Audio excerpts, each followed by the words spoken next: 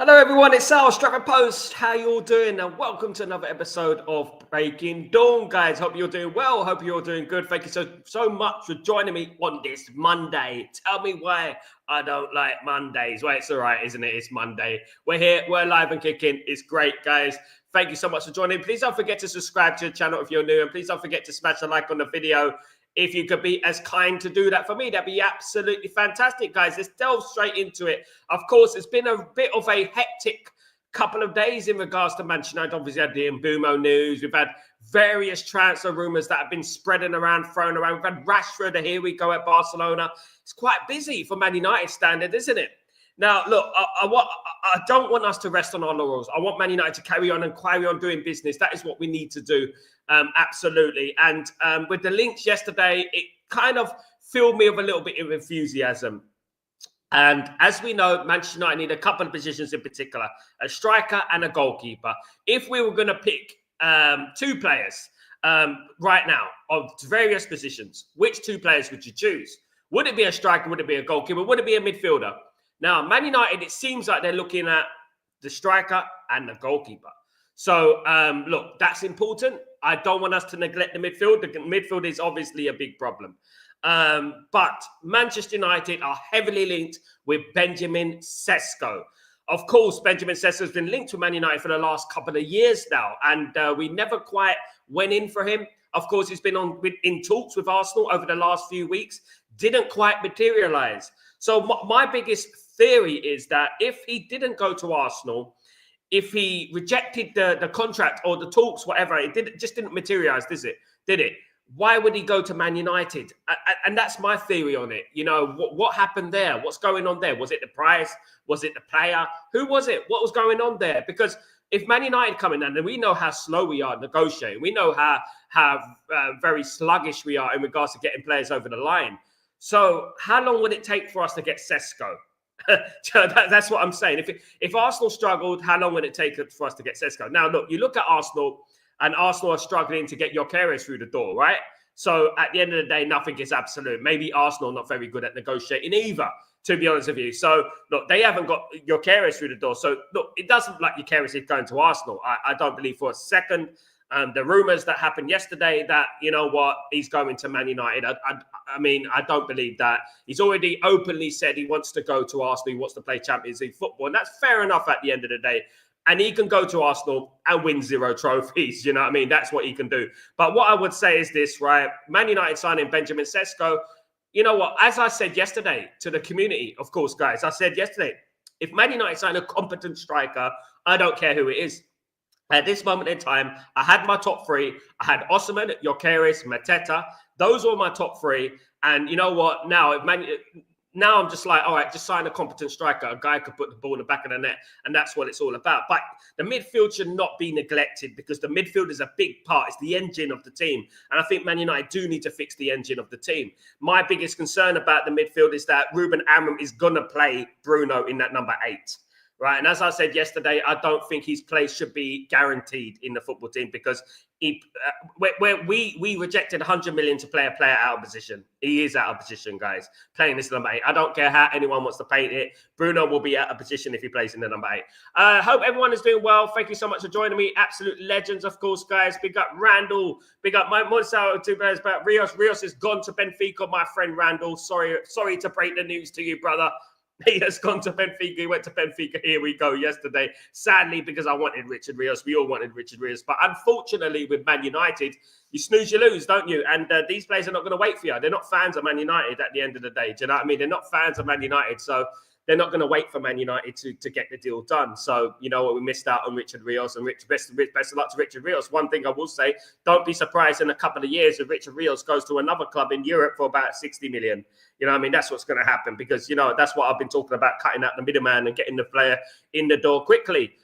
Good morning, Dembo. How you doing, my friend? Hope you're doing well. Things are finally looking good for us United fans. A couple of more. Here we go this week, and I'll crack a whiskey out. Big up, Dembo. I hope so. Dembo. Look, this is the momentum that we need. Now, look, what I don't want to see, Man United are flying out, I think, to America tomorrow. What I don't want to see, Dembo, I don't want to see Wilcox, Vivel, Barada in America.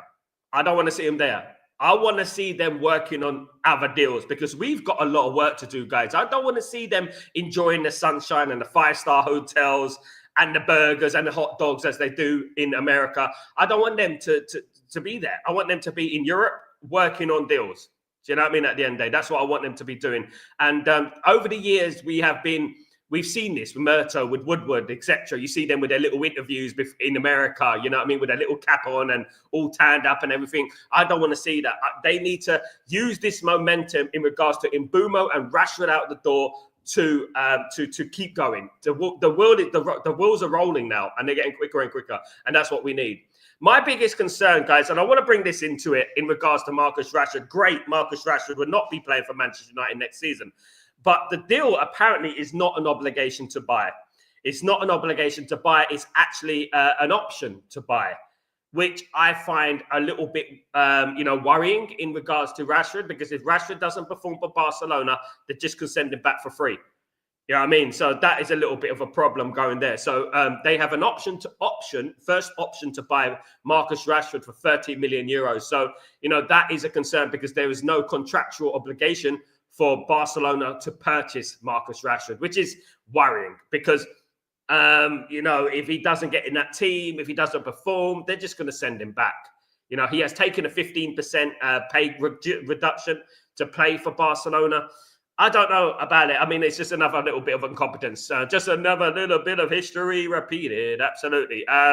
Man United incompetence, you know what I mean, at the end of the day. And but what I would say is that Man United didn't need him there this window. They didn't need him there this summer, this season. He is a toxic mess, guys, absolutely, and we needed him out the door. But, I hope that he smashes it at Barcelona. I hope that he gets lots of goals and hope that Barcelona buy him for 30 million. That'd be absolutely fabulous. Absolutely fabulous. Of Dawn French once said. Was it Dawn French? Yeah, Jennifer Saunders. Yeah, that's what I would love. Definitely. But in regards to Manchester United, we are looking for primarily a goalkeeper and a striker. So there is Benjamin Sesko, who is being linked to Man United quite heavily this last 24 hours, of course, guys. But also Seni Lammens in goal. Now, look, you know what? I'm glad about this. I'm happy about this. I'm happy they got their Raiders on finally. And I'm happy that they've acquired about Seni Lammens, because Seni Lammens is a future star. I don't know if he's been watching Stretford Post, but I've been talking about him quite a long time now. And I'm glad that we finally started inquiring about him and seeing his availability. We can get Seni Lammens for about 20 to 25 million. I mean, that'd be absolutely fabulous, because someone like Seni Lammens, we could actually keep him in goal for a few years. You know what I mean? Look, I know everything represents a risk. Everything in life is a risk. You have to take risks in life. Everything is a risk. But at the end of the day, what we need to look at is not just the fact that buying Emi Martinez or an older goalkeeper, maybe we can get a goalkeeper like Seni Lammens, and then maybe he could be between the sticks for a few years. Do you know what I mean? And that would just kill, any rumours about goalkeepers over the next few years, which is important, because it's really important, in particular in goal, to have a goalkeeper that is in between the sticks for a number of years. And you know what? It adds, calmness into the defence, relaxed and stuff. When you keep changing the goalkeeper or you have an incompetent goalkeeper, it adds anxiety and indecisiveness into the team. And I think that is what Onana has been doing. Now, Seni Lammens being linked to Man United is fabulous. Of course, how likely do I think Man United will do this deal? How competent are Manchester United to do this deal? Now, I'm telling you right now, Man United are interested in Seni Lammens. They're interested in Benjamin Sesko. They're also interested in Nicholas Jackson. But one thing, let me tell you about what Man United are doing. And I've seen their tactic in regards to their media team. So what Man United are doing in regards to social media, in regards to Twitter, Instagram, whatever, they are basically looking at reactions from fans, analytics, and social engagement. So what Man United will do, they will put a leak out there via a journalist or something like that, and then they'll see the reaction. So basically what they'll do, they'll send out a rumor about Nicholas Jackson. The fan base will go absolutely mad.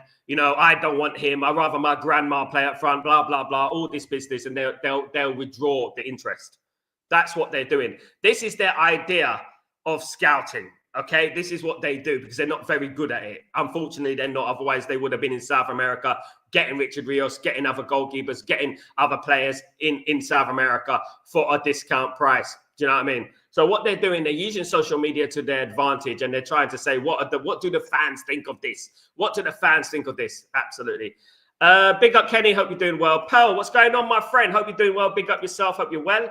Some Real Madrid fans laughing at Barca for Rowan Rashford. And now they think Real Madrid will 200% win La Liga as Barca has strengthened their squad thus far.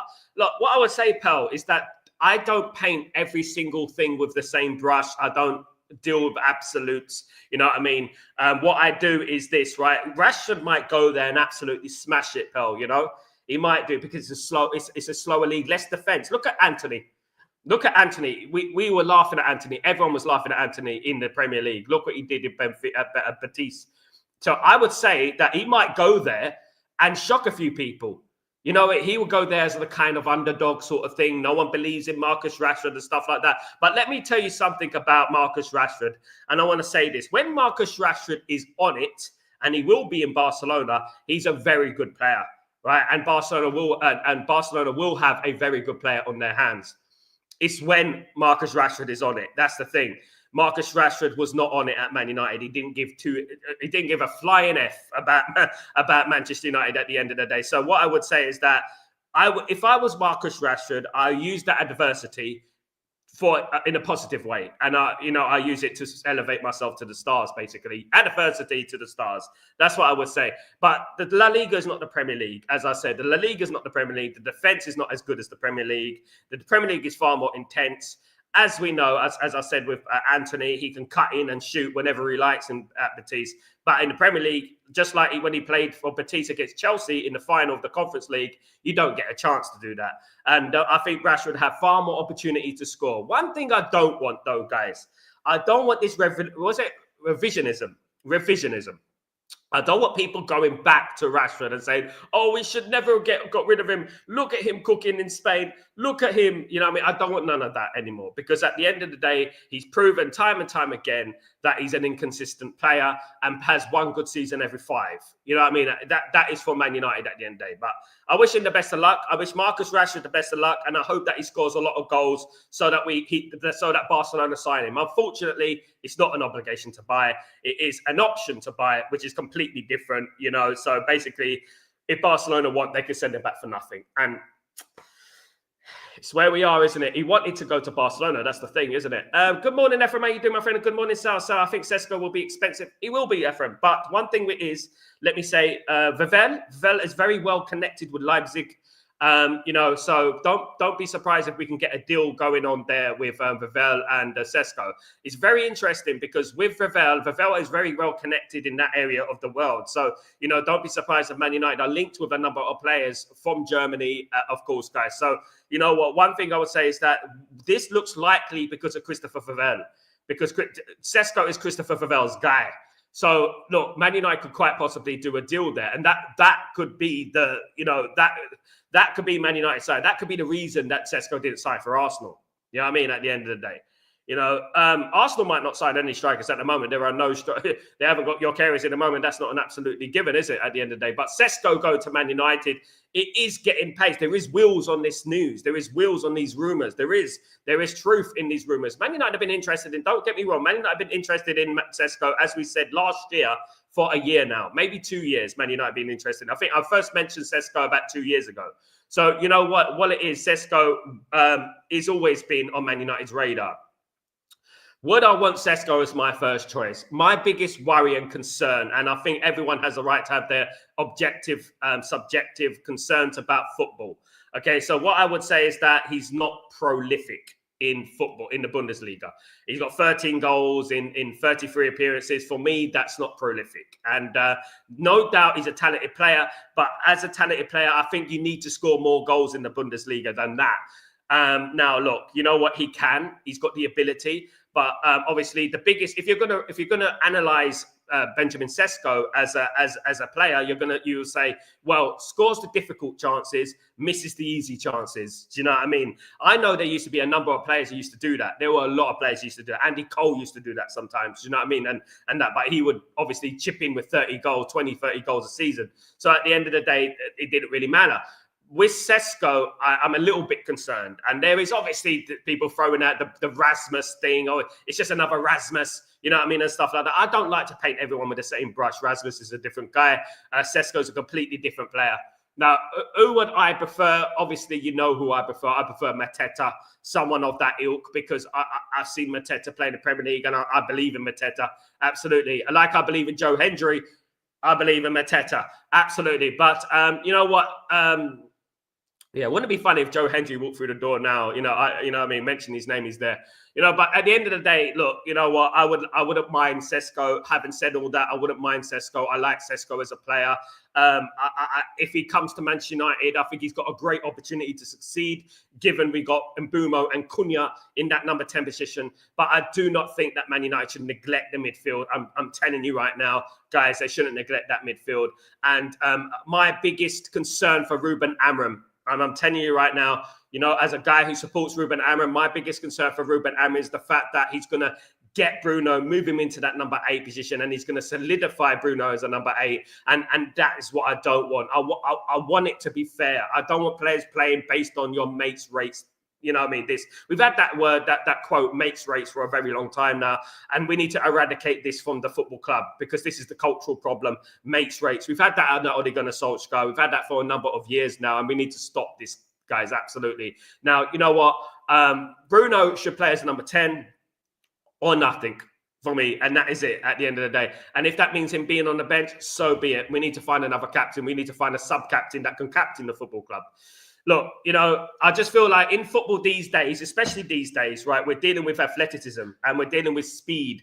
You know, and if you don't have speed in your game, it is a big handicap in the Premier League, because a lot of teams are quick now. They can get the ball moving and stuff like that. Do you know what I mean? So what I would say is that we need more speed in there. I'm not saying we can't play Bruno, but I don't think Bruno should be a given in that football team. I don't think it should be a guarantee, as with every single one of those players right now. Because as I said yesterday, I don't trust these players. You know what? I have no affiliation to these players. And that's what I would say. So my biggest concern is that we're not going to sign a midfielder, because we're going to play Bruno there and Ugarte, Mainu, or Casemiro. And that's what I would say is my biggest concern, because I don't think that's a strong midfield. I like Mainu. I don't know what's happened to Mainu, why Mainu dropped off. Mainu was a superstar at Man United in his first season. Then in his second season, what has happened, guys? He got in the England squad, played in the Euros final. What has happened to Kobe Mainu? Why did he decline? Was it the contract negotiation debacle? Was it that? You know, and that's what we need to look at as well. You know, because I rate Mainu. I rate Kobe Mainu. I do. I do think that Bruno being in that number 8, it does sort of disrupt the rhythm of the team, because he's not a number 8, right? If you watch Paul Scholes and you watch all the great midfielders of the past, watch how they move, watch how they get the ball and give, watch how they're 3-4 passes ahead of everyone else. That's what you need to be in that midfield. You need to have, like, you know what I mean, 360 blinkers all around your head, knowing who's around you, because when you're in that midfield, you can be surrounded. So you need to be ahead of the game all the time. I think Bruno's a bit square-footed. You know what square-footed means? It means your feet are like this, and you ain't got your feet like this, so you can't move around. Your feet are like this, so you run like this.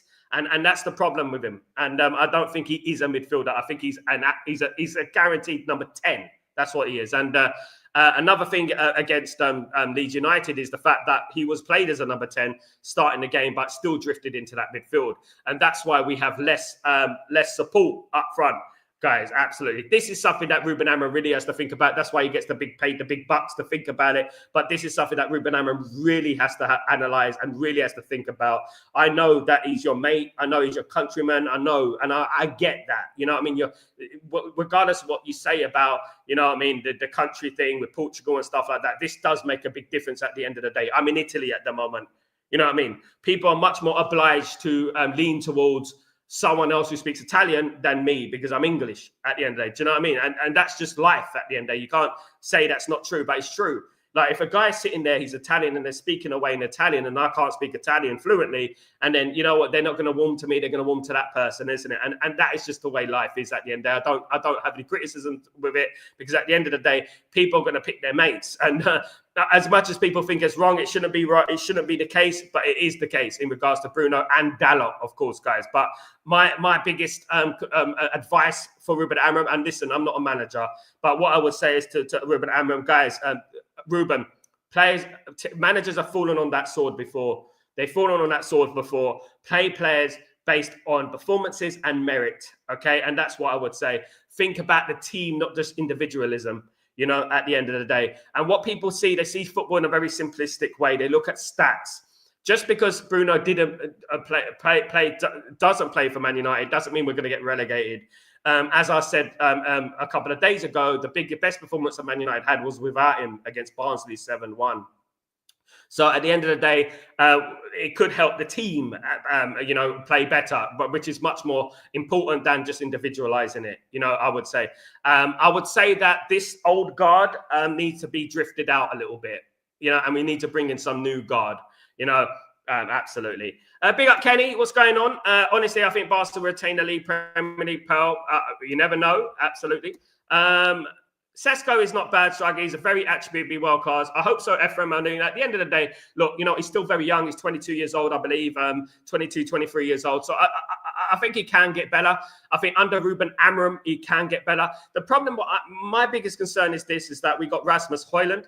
And Rasmus Højlund is not improving under Ruben Amorim. And, you look at Gyökeres, and Gyökeres improved significantly under Ruben Amorim. And I'm looking at Rasmus, and I just don't think he can improve anymore. And it's becoming more and more desperate to get a new striker. Because I thought against Leeds United, you know what, Rasmus is going to go out there. Just like I said before the game, Rasmus is going to go out there. He's going to score a couple of goals. Chido's going to go out there, going to score a couple of goals, and it's going to be like, yeah, you know what, they're ready for this season. They fixed up and stuff like that. But they did the same thing. And I know it's a friendly, but you've got to look at the gameplay and look at the patterns of play. They were just like last season. It was exactly the same as last season. It was like we were watching a Premier League game last season, you know, wasn't it? You know, so at the end of the day, we have to have concerns about this. We have to have concerns about Rasmus Højlund, you know, and players of that ilk. So bringing in Sesko will be great. It would represent a risk, but I wouldn't be opposed to it. He is not everyone's cup of tea. A lot of people say, no, we don't want Sesko. We would prefer that player. I say it like I've always said it. I don't mind who we sign up front as long as he's a competent striker.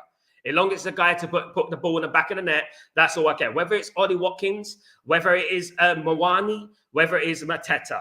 I want a player who could put the ball in the back of the net for Manchester United, because that is something that we've been severely lacking. Again, we had a little bit of a taster, a bit of PTSD in regards to the Leeds United game, not scoring goals, 0-0, typical. And I don't want to see that next season, because that quite easily could have been a Premier League game. And we'd be very, very annoyed at the final whistle, of course, guys. So what Man United need to do, thank God it is only a pre-season. So we need to get these pre-season games to fix this and fix this fast. But what Ruben Amorim needs to understand is this: despite your philosophy, despite your belief that certain players can play in certain positions, if it doesn't work, mate, you have to move it on. It's not going to work. You have to try something different, and you have to play a different player in that position. I'm not talking about the tactics. I'm not talking about the formation. I'm talking more to do with the individualizing it in regards to shoehorning players into wrong positions. And that is something that Man United shouldn't be doing. Absolutely not.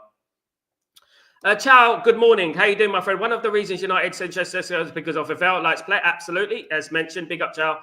In 2000, are you big up, Sam? Is that in 2027? Are you big up, Houston? What's that? Here we go. Oh, here we go.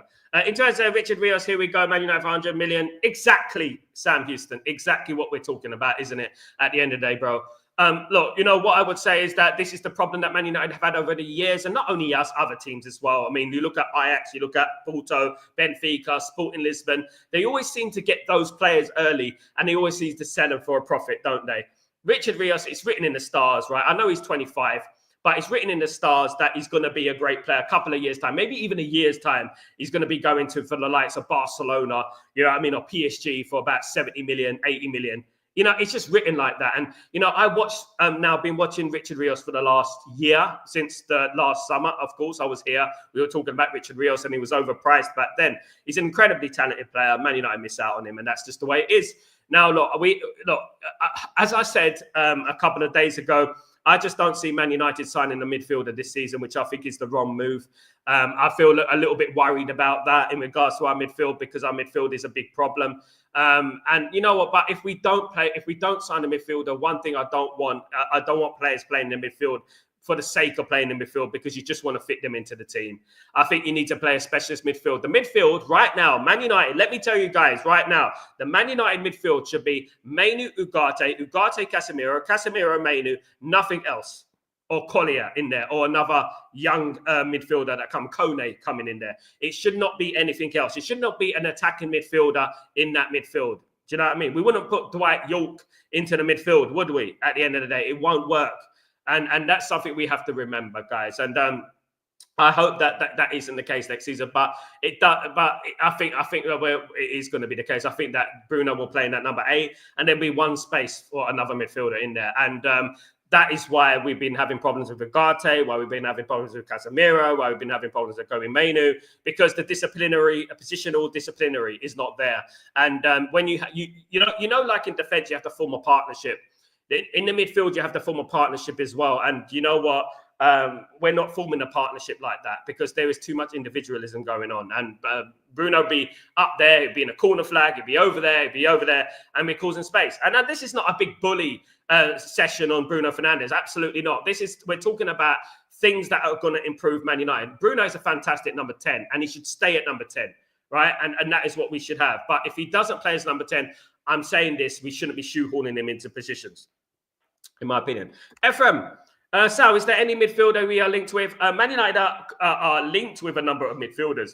There are a number of midfielders on Man United's radar. That doesn't necessarily mean that Man United are going to make the move and get the players in the door. We've got, obviously, Baleba, Man United linked with. We had Richard Rios. He was on the list. We didn't move for him. We've got Wharton, who is also on the list. Javi Guerra is on the list for Manchester United as well. There are a number of players out there that are on the list for Manchester United, of course, and Man United want to sign, of course, guys.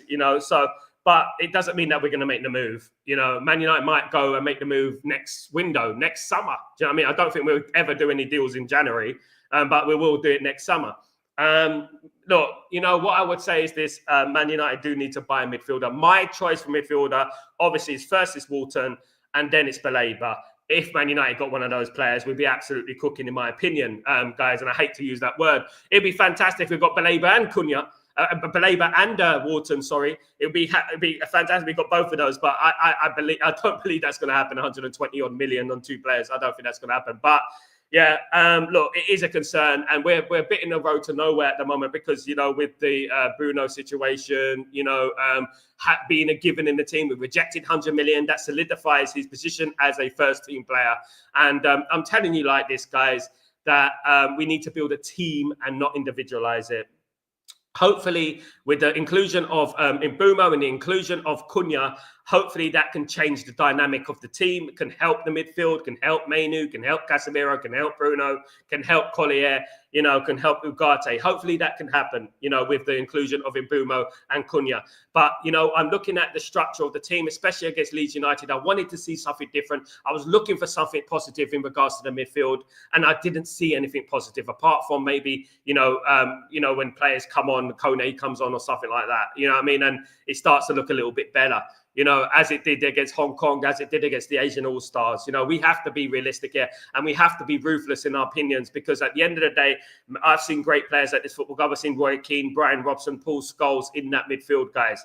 I'm telling you right now, there were players like Juan Sebastian Veron who are fantastic, but weren't good enough for Manchester United. Do you know what I mean? But we're world class, but we're not good enough for Man United in that midfield. That is the levels that we need to look at in the midfield. Those are the levels that we need to aspire to.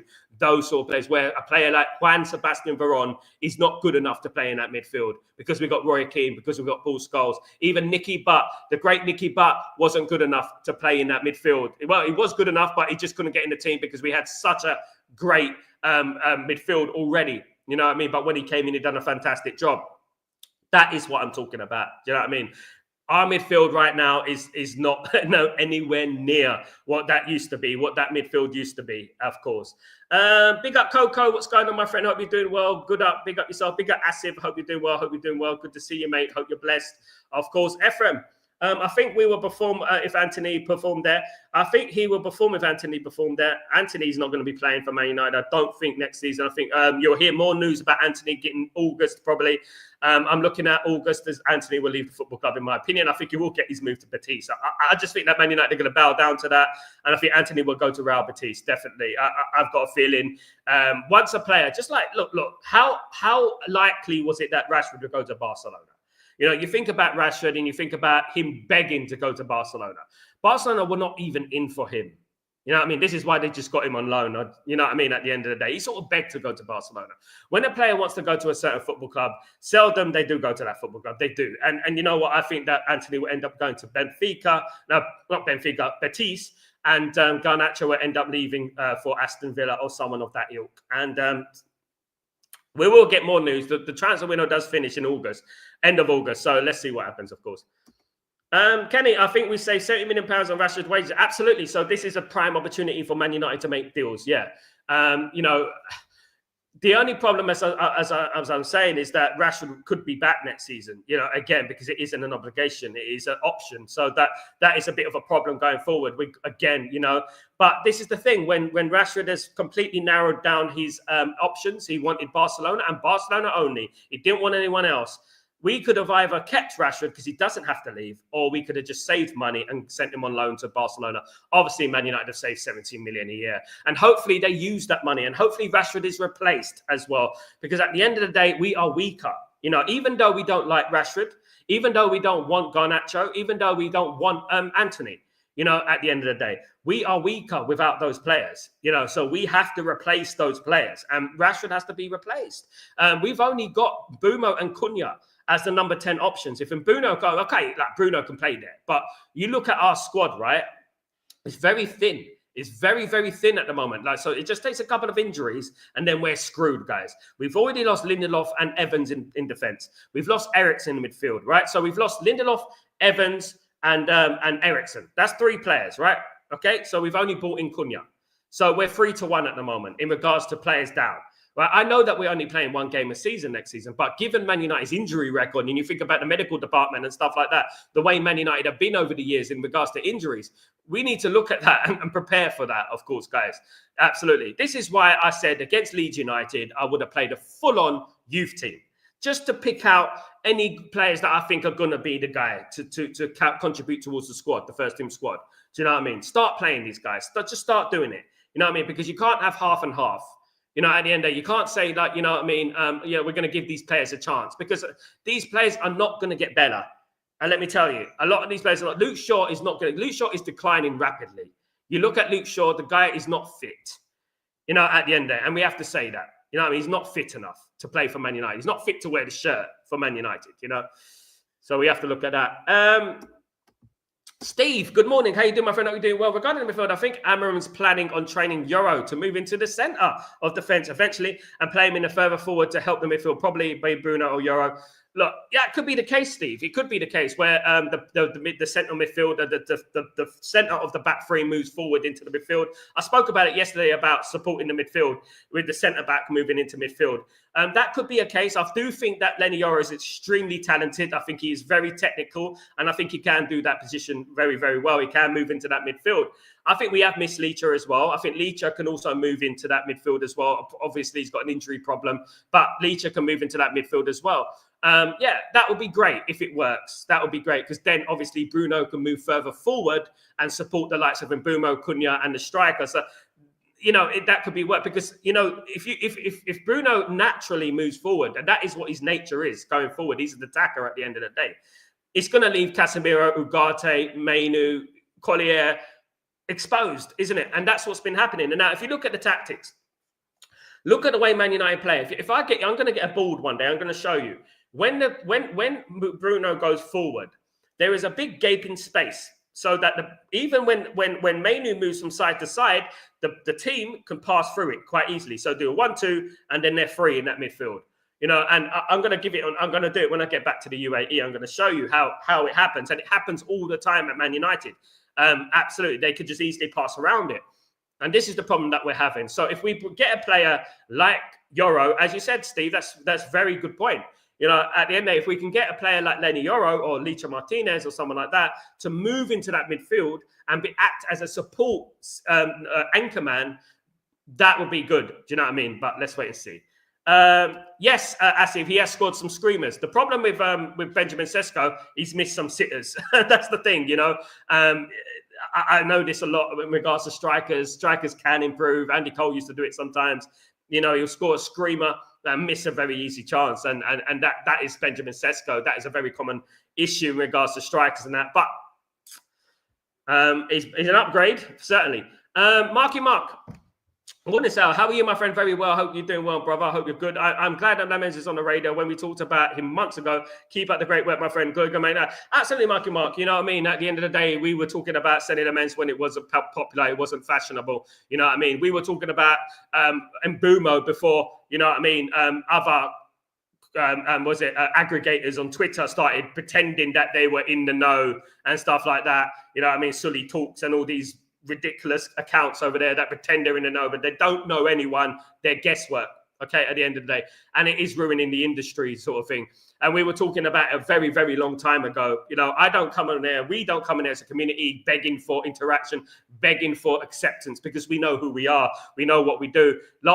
This time last year, I sat here in this very spot, guys, in Italy and spoke about Dorgu.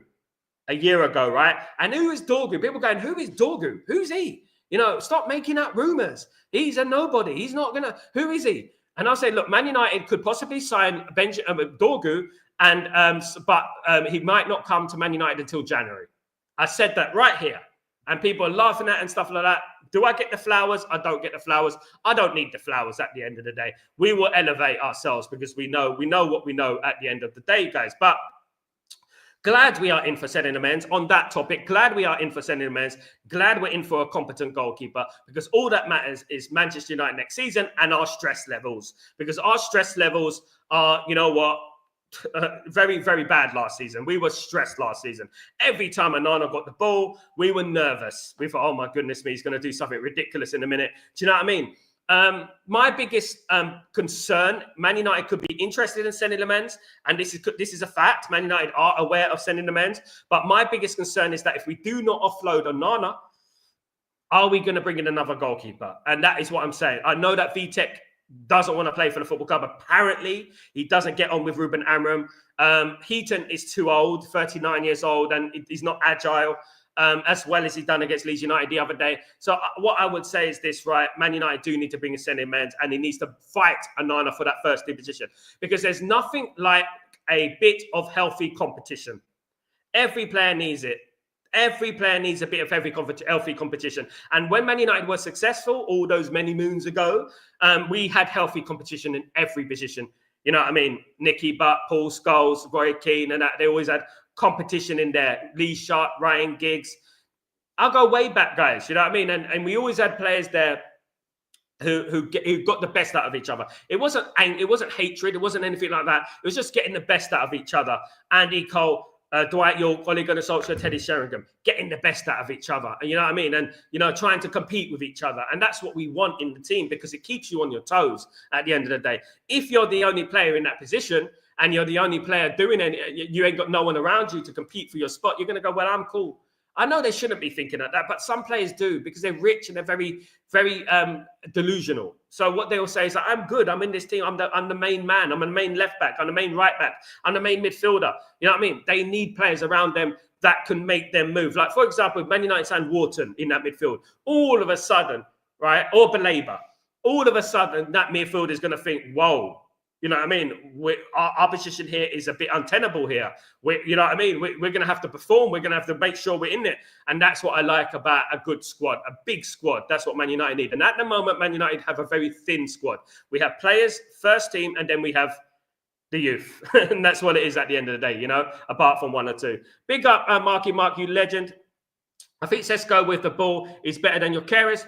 Look, Ephraim, you know what I'm going to do, Ephraim? What I would say is that if Gyökeres signs for Arsenal, Sesko's a better player than Gyökeres. That is what I say at the end of the day. If Sesko signs for Man United, Gyökeres signs for Arsenal, Sesko's better than Gyökeres, in my opinion. And that's what I would be, because I'll back the Man United players to the bone. I'll back them to the end. That's what I would do.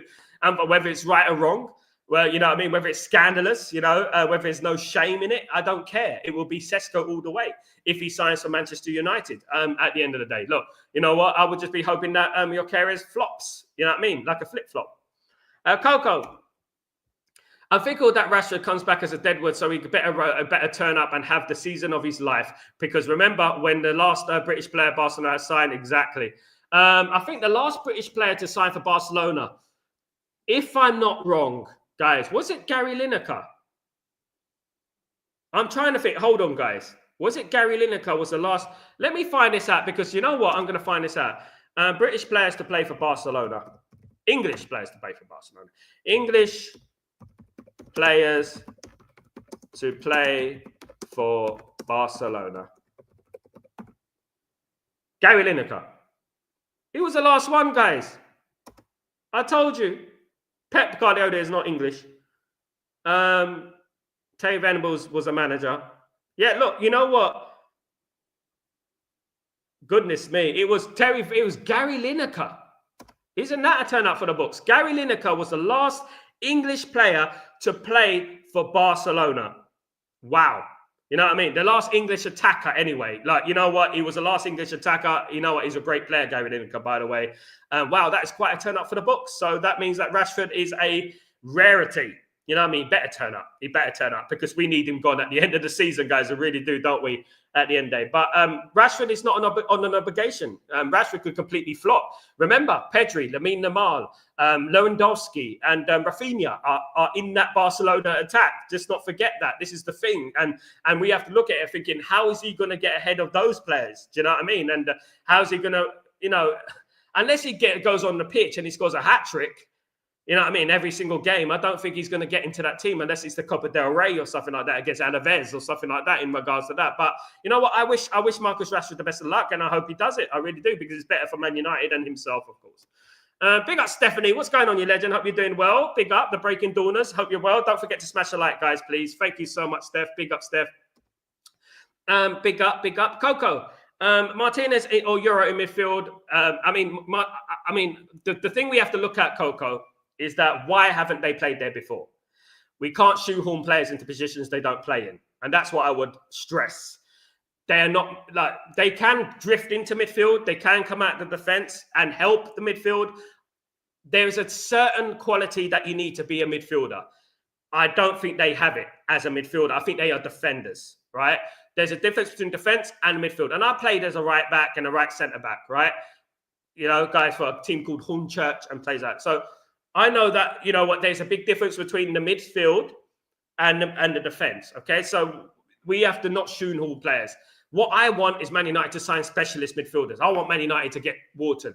Wharton could be Man United's Declan Rice. You know what I mean? If Man United managed to get Wharton, he could be our Declan Rice. Will they do it, though? I doubt it. Big up, Kwaku. What's going on, my friend? Hope you're doing well. We know you need to change the midfield. We need to focus on us. Absolutely, brother. Big up.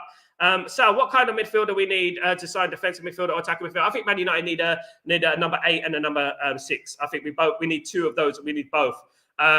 I know that Ugarte is a number 6. I know that he's there as well. And it's a big season for Ugarte, by the way. Ugarte, there's no excuses for Ugarte this season. He's got his preseason. He's going to have games in preseason. The thing is, though, what is concerning me is that I don't think Ruben Amorim rates Ugarte. He's leaving Ugarte out of the squad quite often. So what is going on there? Maybe he doesn't rate him. I don't know. But yeah, we do need a number 6 and a number 8. Ideally, it would be magnificent.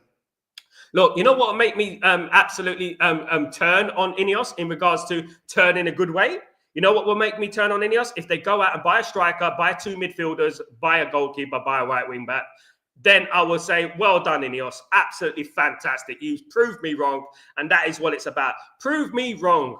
Help me to help you. Prove me wrong. Show me that you want this team to succeed. If they did that, but 2 midfielders, 1 striker, a right wing back, and a goalkeeper. Imagine that, guys. Come on.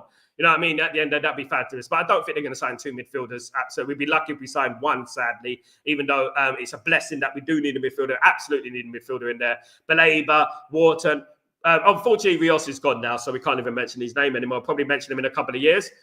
Jamie, what's going on, my friend? Hope you're doing well. Osman gone to Galatasaray, and Richard Rose gone to Benfica. Etika gone to Liverpool. 3 players instantly improve us. What the fuck?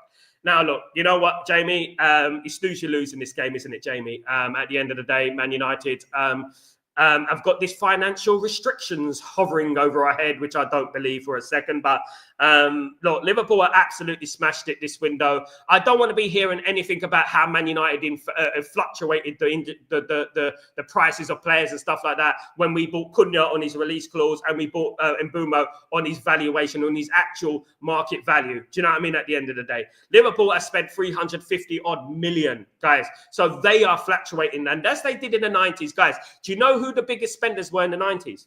People would turn around to us and say, oh, Man United spent the most. No. You know who spent the most in the 90s? Liverpool spent the most in the 90s. They spent the most in the 90s, not Manchester United. Liverpool have always spent a lot of money, and now they spent 350 million. They have no excuses anymore. But I am a bit confused here that where they're getting the money for. I know they got 200 million. They didn't spend money last season. They got 200 million for the Champions League and they won the league. Okay, that's fine. But 350 million, wow. You know what I mean? Who have they, at the end of the day, who have they really, truly sold? They haven't really got rid of anyone so far, have they? You know what I mean? Of course. Rashford probably will be used as a backup and not the main guy. Dabizas, and this is the thing. This is what concerns me, mate. What concerns me about Rashford is that he won't play and then they'll just send him back to Man United at the end of the season. And that's what I don't want. I don't want him back, and I don't want us to have the same problem this time next season, of course. Off the ball, big up, my friend. How you doing? Hope you're doing well. Off the ball, United need to show intensity, just like Liverpool and PSG. Ugarte and Mainu, they're able to pivot midfield. Need a gun midfielder who can complement Bruno. If you get Watkins for it, I don't agree with the complement Bruno thing. I don't agree with that. I think Bruno's on the way down. I don't think we should be complimenting anyone. I think Man United need to be complimenting the team, not just Bruno. I don't want this unlock Pogba, unlock Bruno. I don't want any of that business anymore. Man United need to think about unlocking the team. That's what Man United need to do at the moment. I don't want anyone to compliment Bruno at the end of the day. The guy was the captain of the 15th place team in the Premier League, the captain of the ship. You know what I mean? At the end, I don't want a stat pad.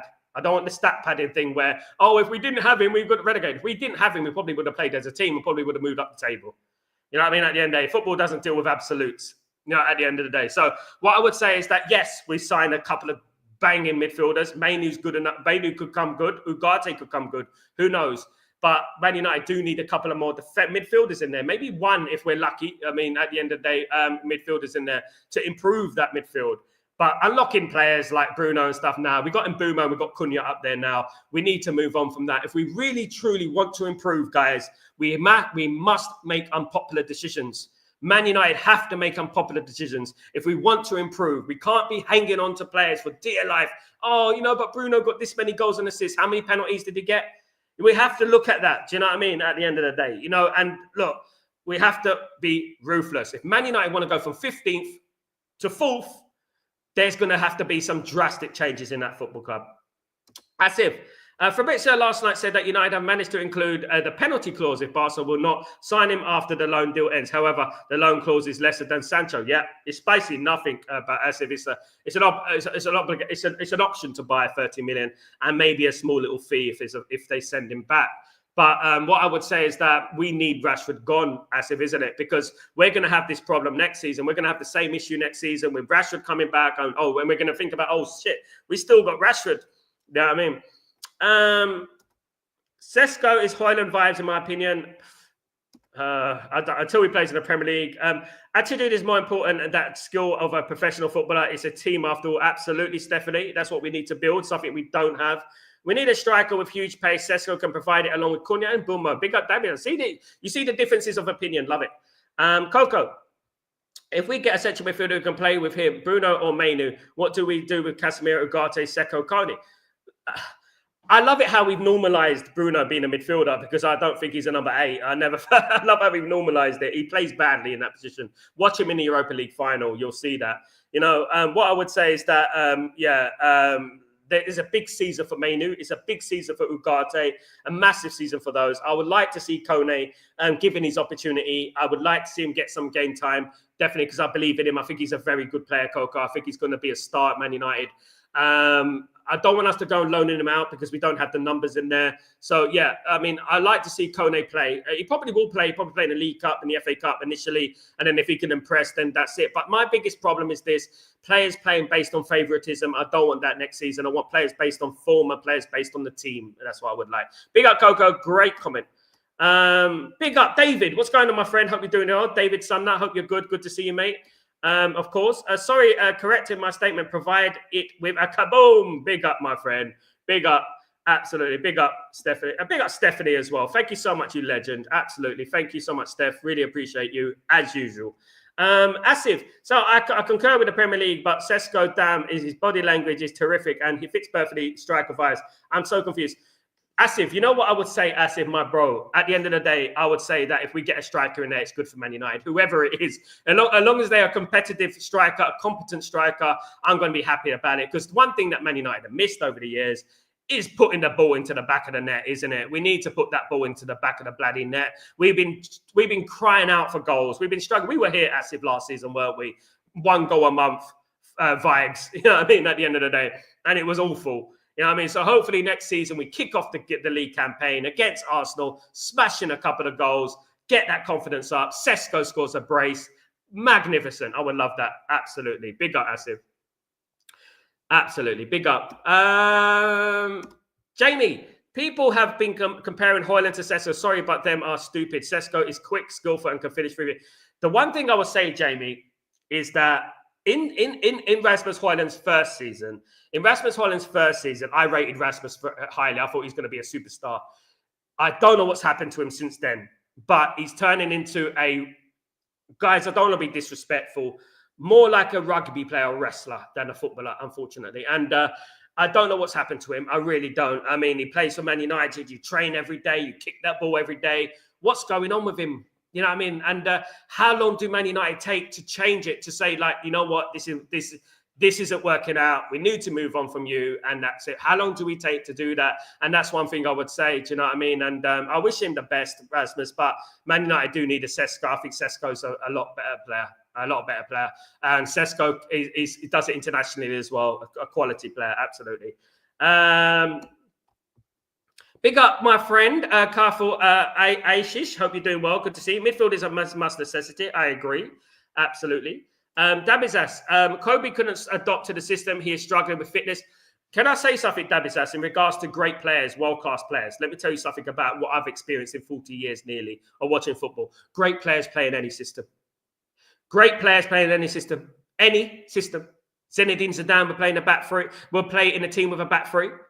Zinedine Zidane will play in a with a back four. And he did at Real Madrid and Juventus. He'll play in a back three, then he'll play in a back four. He could play in any system. You're a great player. It doesn't really matter. What you do with the ball that matters. Tactics are not a big problem. This is what the excuses come. Oh, he can't play in a system. He can't play in a system. They couldn't play in a 4-3-3. So what are we doing here? What's the difference between a 2 in the midfield and a 3 in the midfield? It's not much different. Exert yourself. Prove yourself. Show yourself you can do it. Do you know what I mean? Show yourself you're a great player. Because at the end of the day, you're only as good as your last good season. You know what I mean? You're only as good as your last season, and he was poor last season. So what he needs to do is just pick himself up, stop making blame, and these players need to take accountability. They played 4-4-3, 4-5-1, whatever formation they played it. So they need to move on from that. We ain't dropping Bruno. This manager's obsessed with him. Jamie, what I would say, he's not only obsessed with Bruno, he's obsessed with Dalot as well. And as much as I like these players and I want them to do well, as I said, guys, I've said it numerous amounts of times. If anyone is going to be praising Bruno, it's me, because I worked with his brother for a couple of years. Do you know what I mean? I worked with his brother. I know his brother, you know what I mean? And I want him to do well. But we have to admit what's good for Manchester United. What is good for Man United? What's good for Man United going forward? Are we going to shoehorn players into position? Are we not? Are we going to just carry on playing them because they're the mates race? And it's been a long time, isn't it, that we've been saying mates race? You know, it's been a long time since we've been talking about, you know, Ole Gunnar Solskjaer going the mates rate. Sorry, guys. Need a bit of water there. Yeah, so it's been a long time since that happened. Mainly got burnt out 5 seasons ago. Yeah, that's true. He played in a lot of football, didn't he? Too much. But also, what we have to admit is that everything sort of went down when he started talking about the contract, didn't he? Bruno number 8 is never reliable. He might be happy playing as our 8, but he would never do the justice in the place. He won't. And what do we do, Asif? Because we got Mbeumo and we got Cunha now, 2 gunmen there who scored. One scored 15, one scored 20. You know, I mean, we got 2 gunmen there. What do we do? You know, the only thing that Man United could possibly do is change the formation. That's the only thing I could think of, and fit him into it and play a 3 and a 1 up front. Maybe play like how do I say it? 2-3-1. So you have 2 in midfield. So you have 2 pivots, a 3 and a 1 like that. Maybe that's too attacking. I don't know, but you know what? We could possibly do that, but it might get in each other's way. I need a full 90-minute box-to-box commanding midfielder. Big up Dabby's ass. We do. Jamie, guaranteed this manager didn't for Rios because it meant dropping Bruno. That is what I'm talking about, Jamie. Exactly. Jamie, you talk the truth, mate. You can't handle the truth. You're very, very, very, very true. And I said this, that I said it yesterday, that I don't want us not to sign a midfielder because we don't want to stifle Bruno, if you know what I mean. We don't want to drop Bruno because if we sign a midfielder, there's less chance of fitting Bruno into it. And that is the thing that I want us to stop doing. We've got to stop doing this nonsense. Got to say, look, Bruno, mate, love you, bruv, but at the end of the day, you were the captain of a sinking ship last season. You came 15th. You have to earn your place back. And I don't want to stat pad. He took a lot of penalties, guys. It's just like Harry Kane. Take away Harry Kane's penalties, you'll see how many goals he scored. Andy Cole's the top scorer of all time. Andy Cole took 1 penalty in his whole career. You know what I mean? If Andy Cole took penalties, he'd be the top scorer of the Premier League history. And people will be talking about him. He couldn't even get in the England squad. You know what I mean? And England wonder why they didn't win anything. You know what I mean? At the end of the day. Get it. It might improve this season. Lost game. Big up. Hopefully. Sal, what is the team biggest problem when you see it passing build up? Slow. Ephraim, slow. I'll give you an example. There's a little shot of Ahmad on the wing, right? And I'm not singling out Ahmad. I'm just giving you an example. And he was waiting for the overlapping run. So what he would do, he would stand still on the ball. Just stand still on the pitch. Throughout my life, the one thing, and Alex Ferguson used to say the same, a player should never stand still on the pitch. A player should never stand still. A player should be proactive, running, looking, preparing. You know, we are very, very slow at building up football, building up play. We're a little bit quicker. We get quicker, but we're too slow ultimately. Because by the time we get from the defensive line to the attacking third, the opposition team has already worked out what we're going to do. And that is the problem. From the goalkeeper to the defense to the midfield, we are very slow in transition. So basically what Man United would do, they'll get the ball in the defense, stand around, look around, indecisive. What should I do? Hot potato, pass it to the side. Dorgu, pass it to back. Then go to the other side, pass it to Dalot. Look around. You know what I mean? There's not like this, right? What they used to be. Pass into midfield. Dalot bombs up the right wing. Man United get the ball, pass it to Dalot. Dalot's running. Do you know what I mean? There's none of that. You don't see any urgency at Man United at the moment. You don't see any what do you say, will to get forward. Like, we're going to get forward. So as soon as you get that ball, baff, gone. That's what you do. So the right wingers should be like that. The right wingers should be sprinting up there. You know what I mean? So what does that do? When the right winger's sprinting, the opposition team are going to be looking at you going, whoa, we got, you know what I mean? They're going to be doing that. So they're like, that's all right. You can play. Keep playing your ball around. We'll just keep in shape. And that's the problem. And that is what happened last season. And then we end up losing 1-0 from a free kick or something like that. And that's what happened last year. Oh, mistake from Onana. Now, if we were more proactive and quick and passing the ball around quickly and sharply, you wouldn't need to worry too much about the goalkeeper and stuff like that because we'd be so attacking. But guys, I want to thank everyone for joining me today. You absolute legends. Big up Grayo, by the way, you absolute legend. Hope you're doing well. How many folks are there? Can we get to 50 likes today, guys? Can we get it to 50 likes? Thank you so much, guys. You absolute legends. Guys, I will be back later on for Chatterbox. I will, and guys, don't forget to put your notifications on as well. Just going through some of these comments, see if I missed any super chats or anything like that. But thank you, everyone, for joining me. Don't forget to put your notifications on as well, guys. You're absolute legends. Big up Culture Spot. I hope you're doing well. Good to see you, mate. Again, of course, let me just go through anyone I haven't mentioned. Fireboy, good morning. Hope you're doing well. Of course, Abel, hope you're doing well. Hope everything is blessed with you, my friend. Tyrell, Gunner TV, hope you're doing well, my friend. Hope everything is blessed with you. Thank you, everyone, for joining me. Have a great day, night, evening, wherever you are. I'll be back for Chatterbox if I'm not back before then. If hopefully Suffolk breaks, that'd be nice, wouldn't it? A nice little treat for Monday. Take it easy, guys. Peace.